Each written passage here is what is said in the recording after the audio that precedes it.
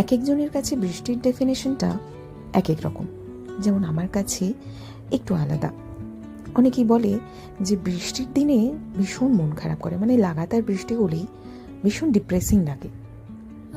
হ্যাঁ, আমারও লাগে, কিন্তু তার একটা মানে কারণ আছে। যেমন ধরুন, আমি যদি কোনো কাজে যাচ্ছি, বেরোচ্ছি, সেই দিনটাতে যদি সকাল থেকে একটা বৃষ্টি শুরু হয়, একটা ঠান্ডা ঠান্ডা ওয়েদার দাঁড়িয়ে যায়, তাহলে আমার খুব ডিপ্রেসিং লাগে, মনে হয় সেই কাজটায় আর যাবো না। আবার অন্যদিকে বাড়িতে আছি, বৃষ্টির ওয়েদারটাকে এনজয় করছি, খাওয়া দাওয়া করছি, সেটা কিন্তু একটা আলাদাই আনন্দ, বলুন।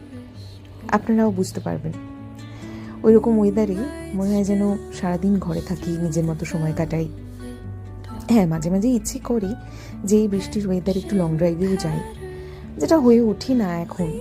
আগে যেমন প্রায়ই হতো, চেষ্টা করতাম, আমরা বেরিয়ে পড়তাম। এখন সময়টা এমনই হয়ে গেছে যে কি বলবো। হ্যাঁ, হয়তো আরও একবার যাব, হয়তো আবার যাব, বেরিয়ে পড়বো নিজের মতো করে। আর সেই দিন একটা ভিডিও পোস্ট করব, আর সেই ভিডিওটা বৃষ্টির দিনেই পোস্ট করব।